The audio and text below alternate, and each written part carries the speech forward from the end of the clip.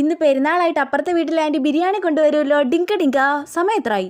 12 മണിയായോ? കൊണ്ടുവരാൻ സമയമായല്ലോ. ഇനി അഥവാ കൊണ്ടുവരൂല്ലേ? എല്ലാ പ്രാവശ്യവും കൊണ്ടുവരുന്നതല്ലേ, അപ്പൊ ഈ പ്രാവശ്യം കൊണ്ടുവരാതിരിക്കത്തില്ല.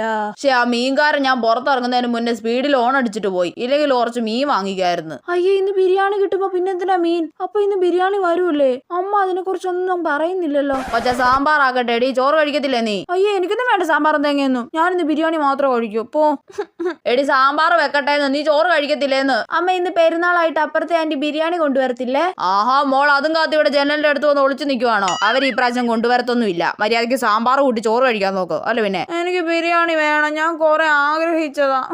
മിണ്ടാതിരിക്കോച്ചേ. അതെ, അപ്പുറത്തെ വീട്ടിലെ ആന്റി വരുന്നുണ്ട്. അയ്യോ, ജനലിന്റെ അടുത്തൊന്ന് മാറി നിൽക്കാം. ചേച്ചി, നീതുമോൾ അകത്തെവിടെ ആണെന്ന് തോന്നുന്നു. ആന്റിയെ കാത്ത് ജനലിന്റെ അടുത്തൊന്ന് ഒളിച്ചു നിൽക്കുവല്ലോ. ആ വരുവാണേ, വേഗം പോയി ബിരിയാണി വാങ്ങിക്കാമേ, ചുമ്മാ ഷോ കാണിക്കാതെ. അല്ല പിന്നെ